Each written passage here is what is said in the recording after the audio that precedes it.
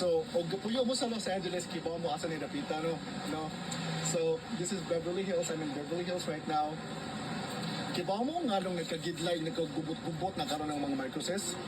Kaya nahitabo man gud ni Lisa, karon wala siya gipalupad, wala siya gipapauli sa Pilipinas. Kay ang building ako nakita karon, I'm not going to show it, but it is where Lisa Marcos o katong tag-iya sa Rastans stay dito sa Los Angeles, sa Beverly Hills.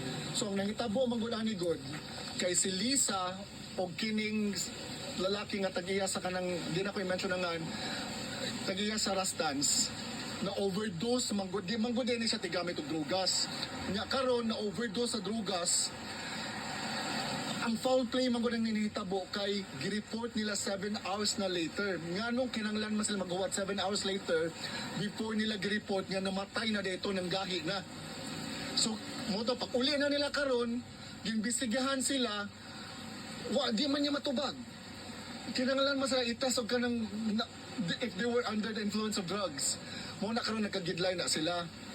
So sa baniog yun na diri karon sa Tibok, Los Angeles, especially sa kanang Filipino community here in the Beverly Hills area.